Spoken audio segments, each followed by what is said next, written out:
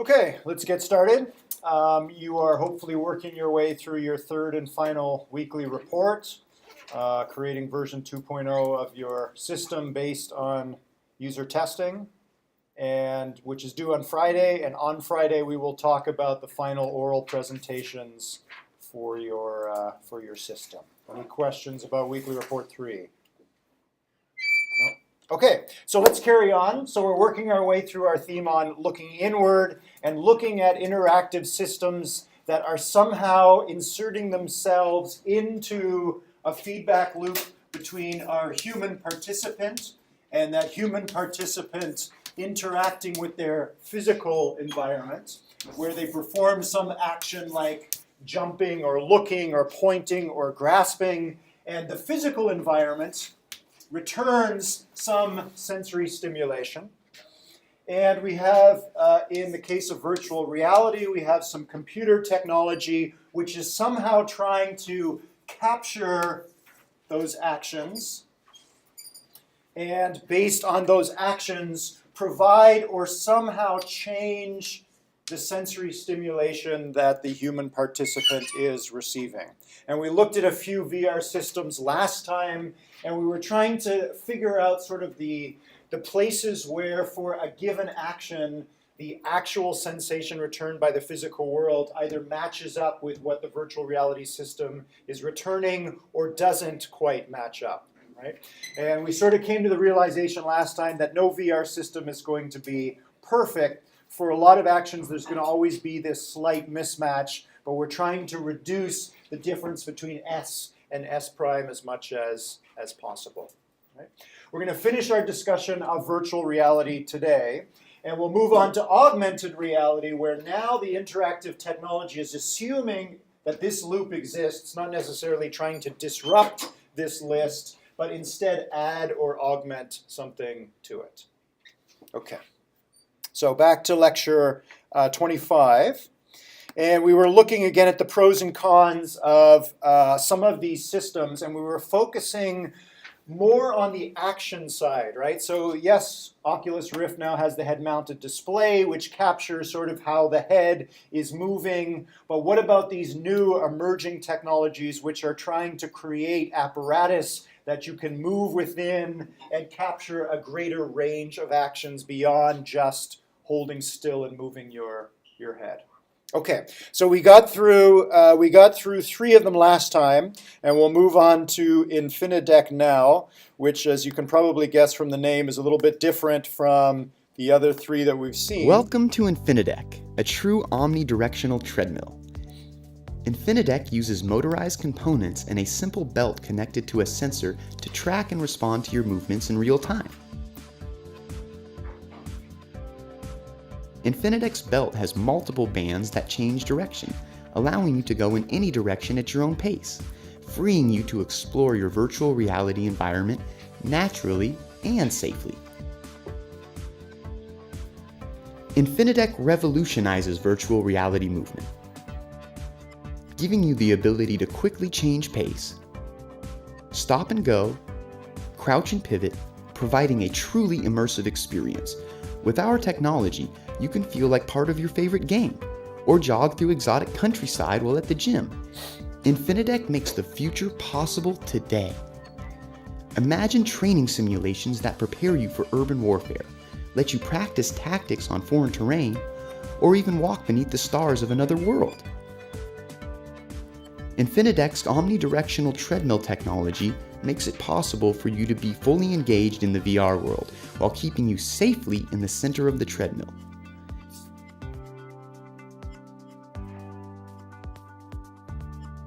There is no limit to where you can go.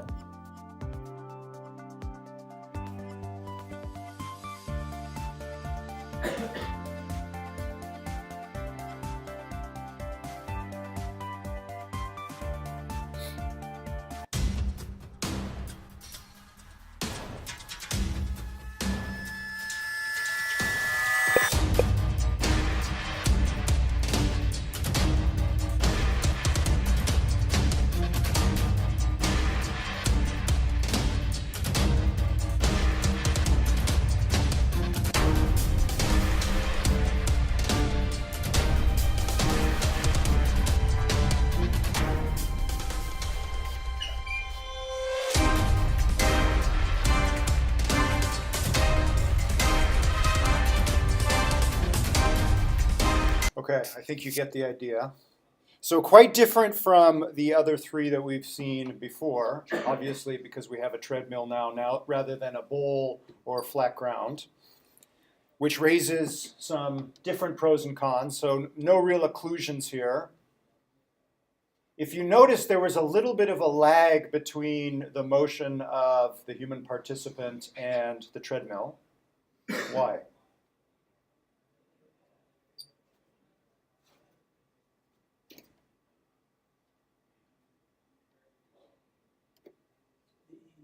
Treadmill still has to, after you step and pull, it's the sensors of the treadmill still have to like rotate and pull back.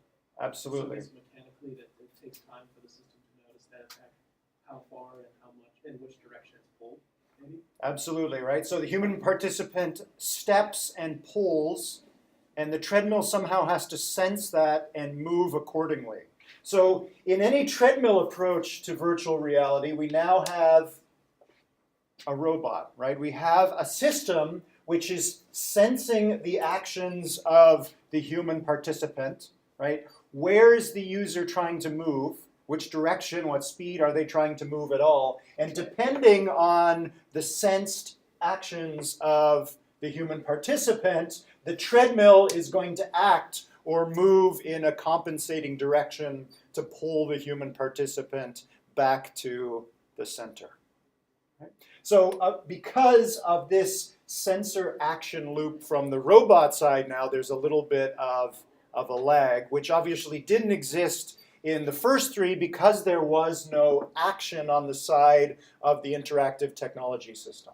Right? So the first three VR systems that we saw were embedded devices. They were situated, meaning they were sensing directly what the user was doing, but they weren't acting. Right? Now we have a system which is applying mechanical force back to the human participant.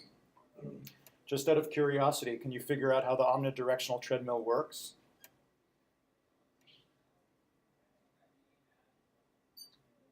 So how is it able to move in any direction? Maybe it's wrapped around some sort of obstacle that has. Possibly. It's tricky, right? Just telling from the video. Okay. I was going to say, I feel like it would be like a pliable sheet that you just kind of wrap around a big belt. Which is what you have, right? So a traditional treadmill, if you look from the side, right, you've got these two cylinders at the front and back, this belt which is rotating the treadmill around it, which is what you find at Patrick Gym, right? But you got to do something additional if you want the treadmill to move not just forward and back, but in any direction. It seemed to me like it almost looked like a tank tread, and each section of the tread was another treadmill facing the other direction. That's exactly it, right? So you can go back and watch this video, and if you watch carefully, there is the first order system, which is a traditional treadmill, and then each individual tread, let's see, I'm going to try and draw it this way. It has its own little treadmill sitting on top, rotated 90 degrees. So each tread of the first order treadmill is able to rotate left and right. And if you organize that carefully, you can capture a foot and move it back towards the center of the treadmill. A little bit tricky. Okay. So you mentioned originally that the sensation that the treadmill is receiving is the footfall and pull. Is that actually what is being captured? They didn't say in the video, but there are a number of hints to give you an idea about how the treadmill knows which way the participant is trying to walk. Which way you're pulling on the belt with your foot, with your body, right? So when you step, the front foot is pulling a little bit. However, if you only rely on that, then the treadmill is not going to move until you step and start to pull back. So it's a good signal, but it increases the lag. It's a little bit late. What else might the system be grabbing to try and reduce lag here? Like you were connected to the top, right? So that's what I meant by belt. Oh, the belt that they're wearing, exactly, right?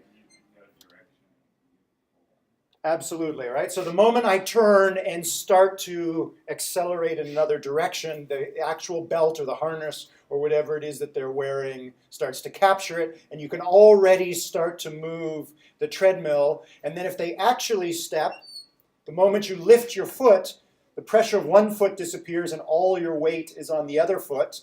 So the robot can know that you've now raised one foot, and it might get ready to move in anticipation of you moving towards the direction you're facing. How does the harness, I guess when you turn with the belt, does it measure like how much like torque or how much force is turned on from the top of the harness to see? It's not clear from this video. I don't know. It could be position, could be force. As you've probably learned from doing machine learning with your Leap Motion device, it's probably all of the above, right? So they probably, if they're smart, what they've been doing in user testing is connecting somebody up, turning off the treadmill, and just asking them to take random steps away from the center, right? And as they do, a human observer who's not on the treadmill is tagging the data that's being generated. There's the user moving left, moving right, taking a step, jumping, crouching, walking, running, hopping, right? Tagging all of the actions that are being generated. So as the robot is collecting all of this training data from whatever sensors are on the machine, they're activity tagging what the actual action is that the human participant is doing, and then they have that system, right? So I wouldn't be surprised if there is a machine learning layer sitting on top. I was watching a video a few days ago about an infinity treadmill like that, and they were talking about how they're doing some sort of sensors, like full body sensors, Yep. because there was no lag in between the steps. So it was kind of interesting that it was able to basically predict as soon as they started moving that foot in that direction. I guess. Absolutely, right? So as we start, we're going to start to talk about the next lecture, we're going to talk about cyborg technology or wearables, right? So again, if we can capture information from the user earlier, right? If they're actually wearing sensors on a suit that can detect the onset of motion even better, right? The earlier you can infer what action the user is about to perform, the less lag you can reduce.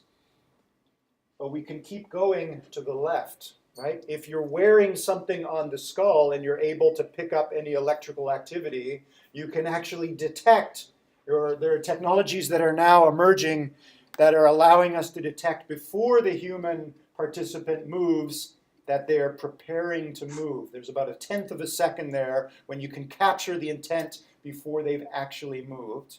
And it may be that in this particular subset of virtual reality technology, you may be able to reduce the lag to zero. The treadmill starts moving the moment you commit to the act, which is about 1/10 of a second before you actually act. Not quite there yet, but it's possible.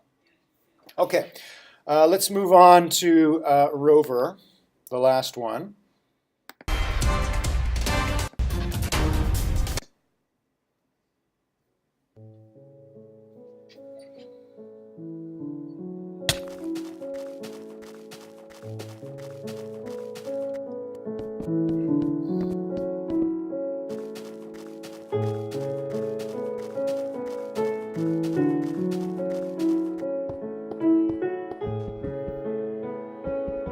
Okay, a pretty simple solution. Clearly not realistic walking. What's going on here at the feet? Just sliding his feet back and forth, and that's somehow being communicated to the Minecraft game. What signal is being picked up, and what signal is being sent to the game here? Some sort of like electrical, like kinetic energy. I'm not sure exactly. Static, something like that. Who knows, right? But it's something that is turned into what signal that's being sent to the game?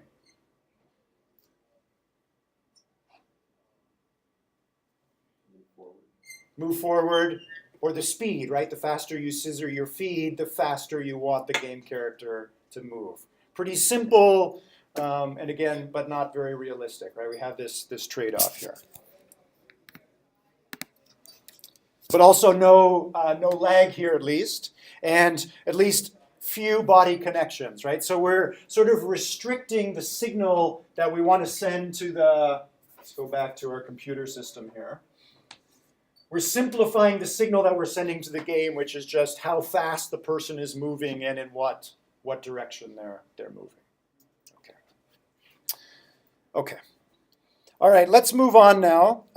Let's talk a little bit. We tried to focus on non-head mounted action for the moment. Let's talk about heads-up display now.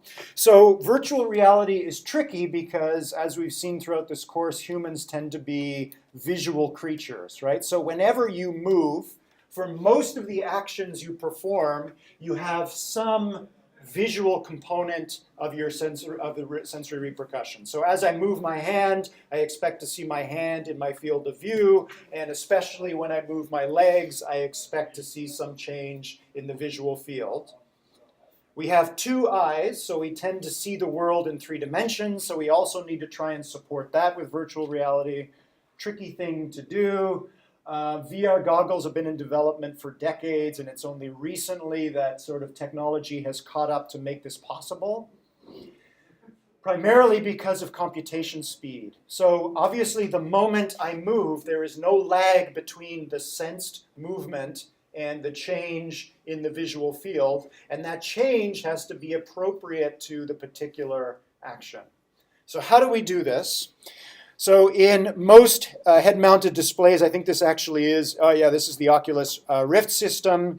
You put on the goggles and you have 2 separate screens. So the left screen is blue and the right screen is red. Each screen is only projecting to one eyeball. So unlike looking at this particular screen here, obviously both of your eyes can see this screen. When you're wearing the goggles, the screens are so close that only one eye can see one screen, which is on purpose because we want to project slightly different images onto either screen. So if you think about it, here in the physical world, your 2 eyes are receiving a slightly different view of the front of the room, and your brain expects that. As long as it gets just a slightly different view, warped in the right way, your brain sees 3 dimensions. Okay.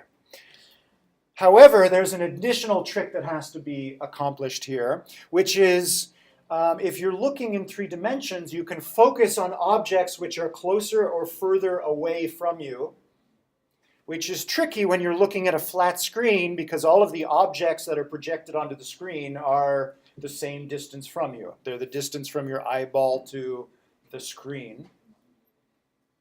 So how do we do this? We need to somehow cast a virtual screen, which is warp the image so that it falls on the screen in just the right way, so it seems like 3 dimensions. In order to do this, you have to not only detect the position of the head, so I'm looking around a 3-dimensional space, and as I do, I'm moving my head.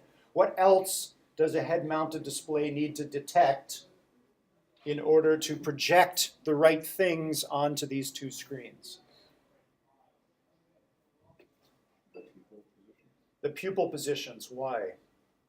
That's what determines what exactly you're looking at. Absolutely, right? So if you hold your finger up in front of you and you look at me, your pupils are at a certain angle, and without moving your head at all, you can focus on the finger in front of you, and now your finger is in focus and everything else is out of focus. So without moving the head, there has been an action, which is eye rotation, which is necessary in order for the system to change what you're seeing on the screen to maintain this illusion that you're looking at a 3D scene.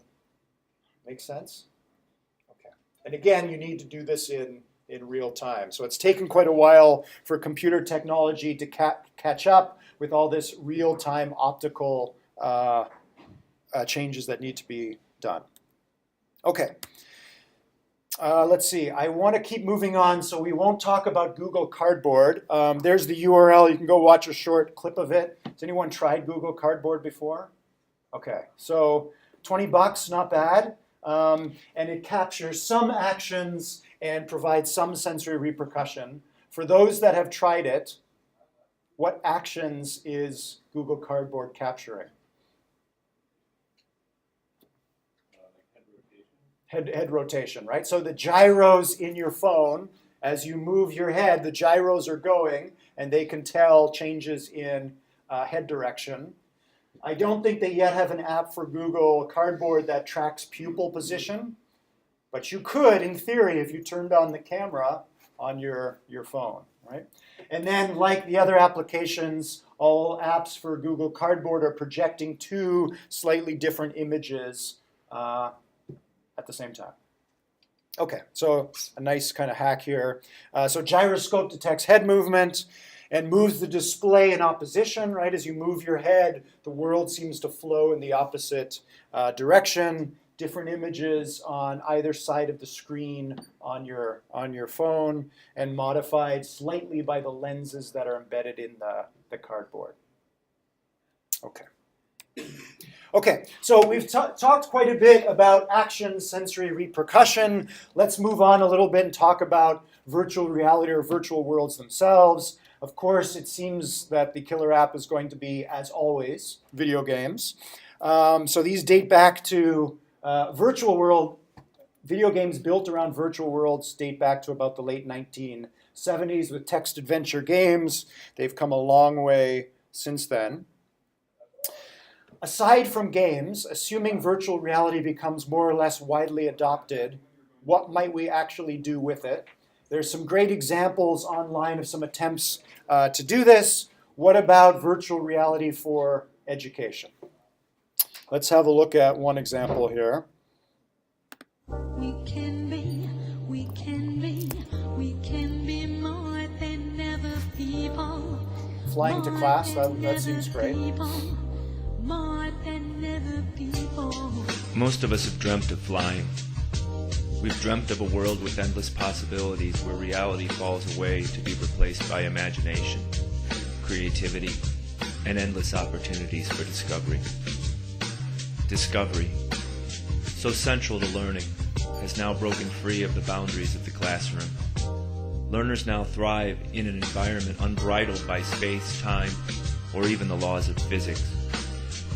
Welcome to the Ohio University Second Life campus, an engaging new universe of learning opportunities for intellectual and professional growth. An immersive atmosphere where the classroom has not just been recreated, but rather reinvented. Learning experiences can range from entire college courses to one-hour learning modules. Learning comes in many forms. Learning kiosks are scalable systems for housing course content for blended or standalone delivery. Each kiosk houses applicable course content in a variety of possible media forms, from text to video, podcast, and more. The campus also contains substantial space for virtual trade shows and conferences. Second Life conference exhibits are a highly cost-effective method for ongoing contact with your customers. Art and music is alive in the Arts and Music Center, where artists, filmmakers, and musicians from Ohio University and all over the world display their talents. The Campus Student Center is where real-world student activities are enhanced by the rich collaboration made possible by Second Life. At the heart of Ohio University and Second Life is the same mission that drives Ohio University in real life, a complete dedication to the learning outcomes of our students and industry partners. Don't just dream of flying. Spread your wings and explore the Ohio University Second Life campus, where discovery is limited only by your own imagination. Okay, we're not going to cast any dispersions on Ohio University. There were lots of universities 10 years ago who saw this amazing new virtual reality technology called Second Life and said, great, okay, what can we do with virtual reality? We can invite our students into a virtual version of our campus and provide rich interaction environments for them, which is a virtual classroom with a virtual screen and virtual chairs. And like always, you can sit in those chairs and listen to your professors hold forth in that virtual environment. Great. And you can fly, of course, right? Okay. Assuming we update virtual reality and we can actually enrich an action sensory repercussion loop, assuming you were an educator, how would you teach differently using virtual reality technology rather than good old PowerPoint and a lecture hall? I know at least in my job, we were just talking about this, how useful it would be in medical training to be able to actually simulate that sort of technique through virtual reality as opposed to just learning it, from textbooks. Absolutely, right? So hands-on training, maybe they're virtual hands, but at least you're getting the experience of physical manipulation or fine motor skills. Yeah, no, if you have a complex mechanical object, being able to actually understand if you grab a piece and lift it up, what that reveals, being able to actually disassemble something would save you a lot of money and time. Absolutely. Besides giving everyone real giant objects. Absolutely, right? So anything where you have a complex object, if it's medical training, it might be an organism. If it's engineering, it might be a mechanical object. Anything where you've got something like that, where there's some complexity in the physical environment, right? In this case, an object in the environment, it might make sense to do it in virtual reality. Other ideas? Art classes. Okay. Illustration, painting. Okay. You can, have a figure or something and just draw lines straight on them or something like that. Absolutely, right? So often the fine arts classes fill up here, right? So you could still sort of participate and actually paint and create something in a virtual space. As with most technology, there's the military portion of this. Okay. Being able to train soldiers in situations you wouldn't be able to put them in real life. Absolutely, right? Or disaster response, so anything where there's a dangerous environment and you want to try and get some experience with what it actually feels like to be in that situation. Perhaps there's potential there. I think it'd be kind of cool to do like historical reenactments and be able to be there for that, or even if there's like a space, if there's a particular forest, like the rainforest, you just kind of be able to see that a little bit more up close. Absolutely, right? So anything that's removed in space or time, right? Perhaps we can immerse students in that space. Okay, so again, the jury is still out on what killer apps will be for virtual reality, but absolute training for dangerous and remote environments is already underway, and obviously the gaming market is all over virtual reality. Okay, so we mentioned medical training. There's some specific examples out there. This is an example from the University of Brisbane, training medical students to work with patients that suffer from schizophrenia. Schizophrenics have particular action sensory repercussion loops that differ, and allowing a med student to actually experience, put them in the shoes of what it feels like to suffer from schizophrenia, you can imagine would help them approach and help their patients better. So schizophrenics often experience delusions, hallucinations, and thought disorders. You can actually create some of that loops based on actual real-world reports from patients that suffer from schizophrenia, and create virtual environments and maybe these actual action sensation loops that match that and help patients understand from a first-person perspective what it feels like to suffer from schizophrenia. Okay, so training is one aspect of this. Legal scholars are also quite interested in virtual reality and virtual spaces. As we saw last time, the games market is becoming hugely lucrative. And in-world objects are also accruing real financial value, so people pay real money to buy or trade objects that don't actually exist in reality, which is interesting to legal scholars, because if you have an object that doesn't actually exist but it somehow has value, what happens if someone steals an object that doesn't exist? Is our current legal system enough to deal with crime in a virtual space? So again, here's a pointer for those of you that are interested in the legal side of virtual reality. Can virtual objects be regarded as property in a legal sense? And these legal scholars concluded yes, for two reasons. Property is defined as something that people pay real money for, And then once they pay real money and take ownership of that thing or that property, they're unlikely to give it away for no money. Once you have it, it's not like food, it's not like something you consume, it persists, and after a time, you might sell it to someone else for the same or a reduced value, but usually you don't give it away. So whatever this virtual thing is that's out there, it is property in a legal sense. Okay, and obviously, if we're talking about virtual reality, what about not just the inanimate objects, but what about the animate objects in a virtual space? There's a lot of interesting legal discussion out there about civil rights for avatars and so on. So if you have an avatar in a virtual space and someone abuses your avatar, have they abused you? Most people would say no, but some people would argue otherwise. Kind of interesting. Okay, again, just sort of food for thought. Okay, so that's clinical domain, the legal domain. What about the economic domain? Again, there's lots of money to be made out there. Again, this is a dated slide from Second Life. A lot of money, real money, was exchanged over this particular virtual system. What's interesting about this system and most virtual worlds in which there are in-game objects is there is huge wealth disparity. Has anybody heard of the Gini coefficient before? So you all know about the 1%, right? That comes from the Gini coefficient, which is a number that ranges between 0 and 1 usually. So it's a fraction.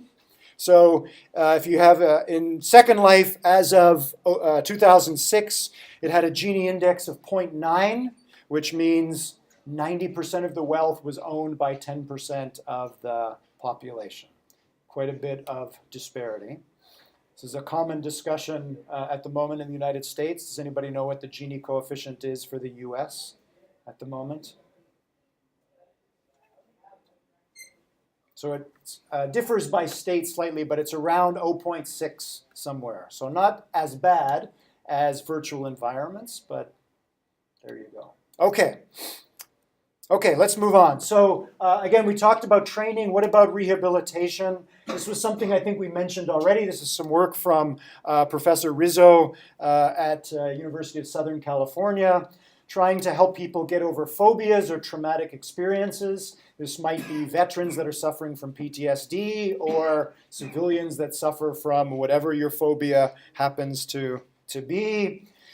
Most of these virtual rehabilitation systems rely very heavily on scaffolding, right? This idea that you start with a featureless experience. So the virtual world is feeding you a relatively featureless environment. And then gradually, as your stress levels stabilize or reduce, then the realism in the system is gradually turned up.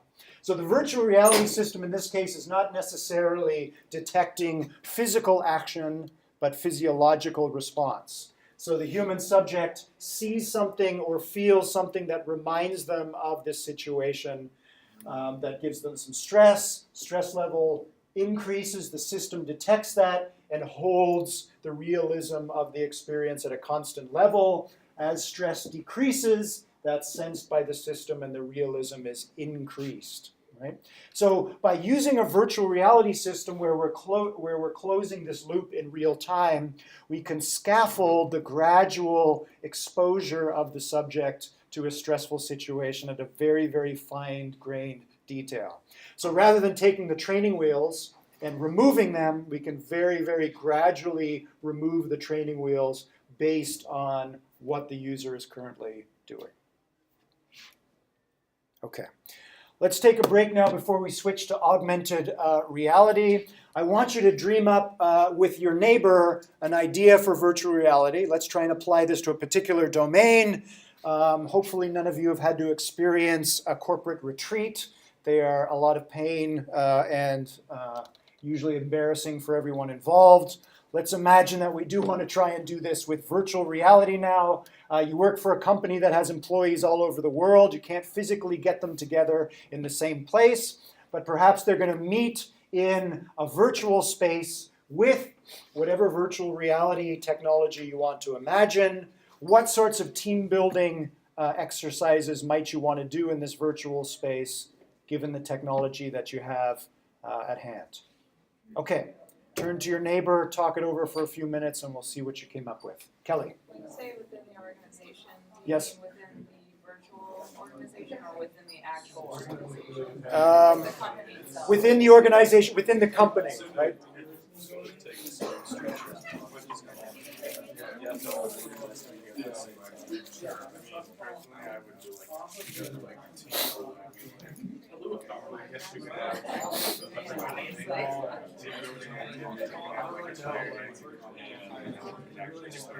if it's not something specific that the company does, then you're working friendly, but it can be pretty much anything.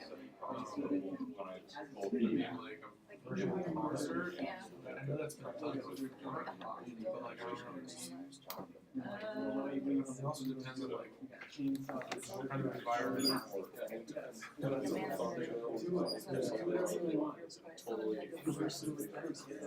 You know those like team building exercises, how you have like for retreats, like what's the point of a retreat to like get away from work? Oh, yeah, like, Yeah, like you that could stuff. literally do that. So, yeah, that's good. I mean, In a situation where you actually need to really depend on each other. Like, not like a safe space. You could just critically, obviously you're not. That's true. I have a friend who works at Blizzard Entertainment, and like occasionally they do like Tropical Fridays. And they're just Yeah, exactly. It's like, That's all right. yeah, it's it's funny because like I mean, you could do that. It's easier if you were like getting game it's like a software development, it's more Like you're in the big knot. when you develop software, I don't know, or maybe you have like coding challenges. I'm just trying to figure out But like, that doesn't. if there's any like universal things you can say about those. Because you'd all. It all depends on what sector you're in, depends on what the company wants to do. Actually, and You really could. that's actually pretty good. Yeah. That's, you know, fun, Paintball. fun thing to do versus giving out. Oh, It sorry. also sort of depends on like, I mean, if your company is they probably have better resources. Because it's one of those games that like where you're trying to Versus, although it all depends on the budget. You know, if it's like a, you know, multinational corporation, you're gonna have a budget to make something as well, it's just like you have to invest in that outside people where if it's an in-country job, I feel like they could probably tailor it more specifically. That would be. I can't imagine this being a real like important part of the company's retreat is doing commercials. I don't know. If anything, I can imagine like you go to a regular retreat. there could be there were different environments. The biggest same size, that's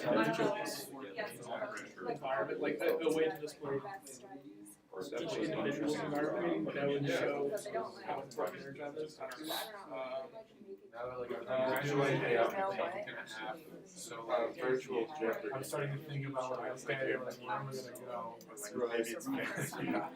I'm starting to do this on lesson. I'm just wondering, Categories. like, I mean, I have Specifically I related did to one the of person's like position. over Skype like a few weeks ago. So it's like someone with the That was totally weird for me. I think it went alright, but like it's just like But you wouldn't be first no. No. Okay, let's try and build a virtual corporate retreat.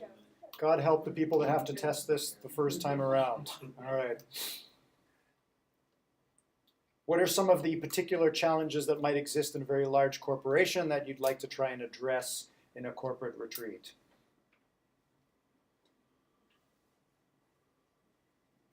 Getting everyone together in Getting- the same area. Okay, right. Maybe just getting people to participate, be in the same place, and more or less the same time is already a start.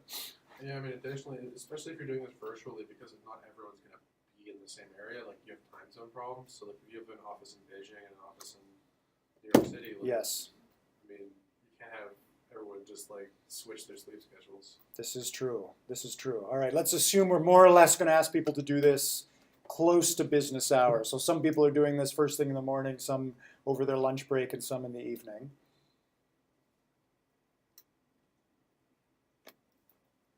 anyone actually care about things that are happening? Happening in the virtual retreat or happening in the company? I mean, no one cares about trust falls.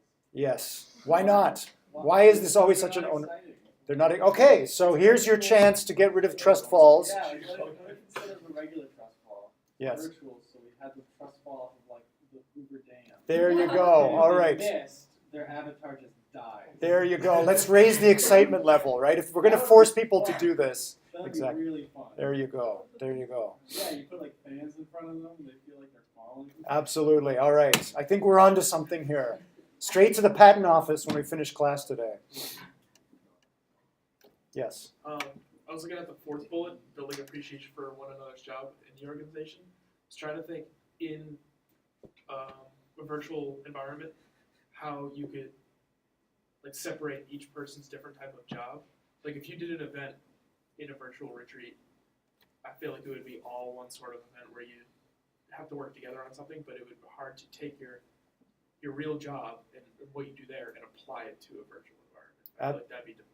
Absolutely. So for those of you that do go on to work in a large organization, one of the most common complaints is my work isn't appreciated or seen by others, right? Whatever part I play in the company, it's less visible than a press statement of the CEO or the salespeople who actually have the object and is showing it to the clients. So in the same way that in a lot of modern societies there is wealth disparity, as companies grow larger and larger and more complex, there is also a disparity in felt worth of your contribution.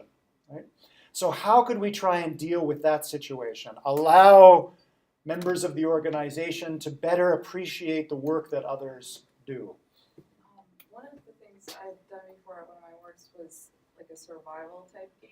So they split us up into groups and it was a competition. Civilization was a certain amount of miles away. Okay. It took place over a few days where so you had to kind of rely on, okay, this person's going to go gather supplies, this person's going to find shelter, and if you didn't do it within a certain amount of time, then you're basically like killed. Okay, fair enough. So you had to like rely on your colleagues and trust them to, not get eaten by a bear. So there you go, right? So they do sort of these war games and capture the flag and organize, and everyone gets a task. I've been involved in some of these, and usually one person stands up and says, okay, here's how we're going to do it. You're going to do this part, you're going to do this part, and you're going to do this part. And who is it that usually does that? The executive level member of the team, right? You're back to the same problem before, which is I feel like a cog in the company, and now I'm a cog in a corporate retreat that I don't even want to be a part of, right? So how could we try and use that to try and work against this disparity? What could we do above and beyond what's possible in a physical retreat? Flip the roles. Flip the roles. We could Flip the whole command structure. absolutely. So from the top down, as organizers of this event, we could tell the CEO level or the managers they can't say anything and everyone else has to organize. We could do that from the top down. We could enforce it. Could we switch this around and somehow do it from the bottom up? Well, like one idea I had. Do you know about like the game Baking Simulator? I do not. Okay, Tell so us like, about it. it's really crappy. You're basically supposed to bake a cake like using hands that can only like do like this kind of motion and like move like that. It's like really clunky, and that's sort of the point of it. You could have like basically a series of games that are of that effect with different jobs in the company. Okay. And then have like everyone try like each one. That way, like it would reinforce, okay, like A, this sucks way more than actual work, and B, like you gain appreciation for what other people's jobs are. Right. So in the same way that we try and put med students in the shoes of people that suffer from schizophrenia, can you take managers and put them in the shoes of employees and vice versa, right? Could you do something that tries to develop empathy?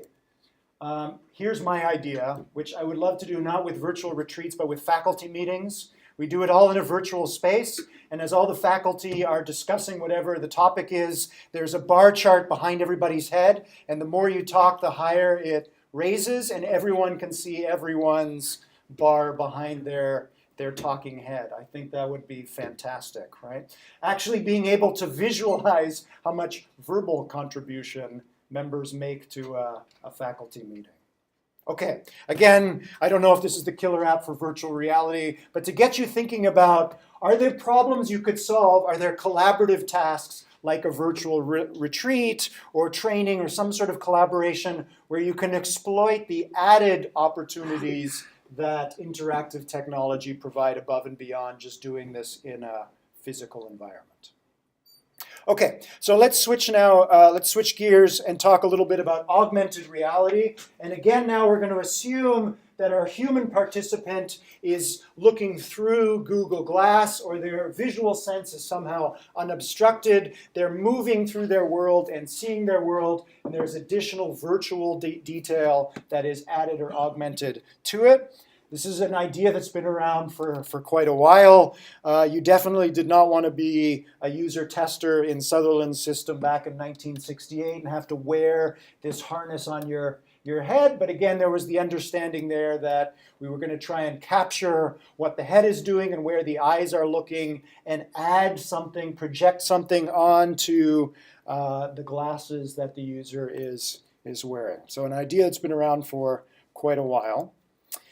Okay, how do we actually do this? This one is pretty tricky when you think about it. So this is an interesting clip from this page here describing how you would actually project virtual objects onto the scene visual, the observed visual scene. According to the author here, the only real way to do this is to gouge out the user's eyes and put the cameras where the user's eyes used to be, so not a very viable option. We're going to have to do something else. The goal here is to try and allow two cameras to see the physical world in as much the same way as your eyes do. So the easiest way to do that is put the cameras where your eyes are. We can't do that.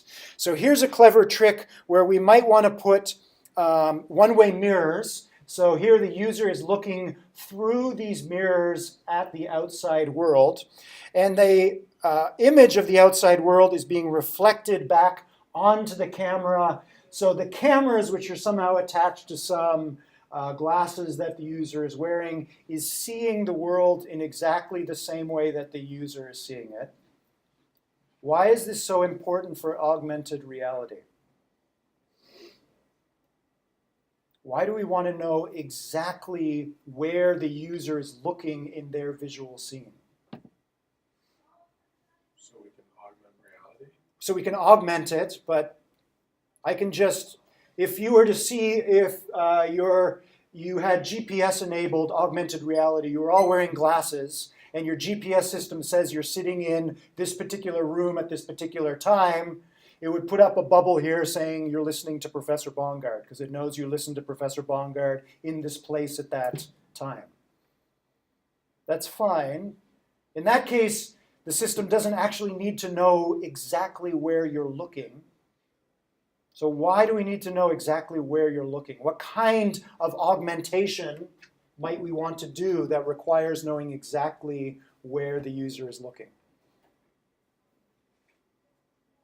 Say you're in like an art gallery, you're looking at different pieces of work, you want to know more about that work, so it has to know what you're actually examining. Okay, so maybe I'm standing in front of two pieces of art in an art gallery and it's not quite sure which of the two I'm looking at, so it somehow wants to detect which one I'm looking at and pop up some additional information about it. But we could probably do that now with head tracking. So GPS is maybe not enough, but if I know exactly where you're standing and you're wearing some version of Google Glass that tells me which way your head is pointing, I could probably infer which of the two paintings you're looking at. So I still don't need to know exactly where your eyes are looking. So we're getting closer. Can you imagine an application where you need to know exactly where the user is looking?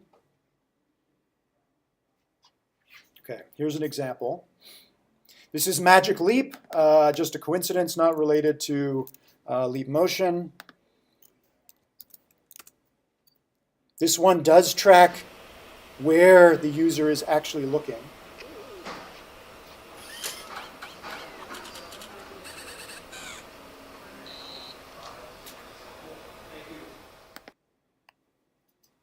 There's the hint.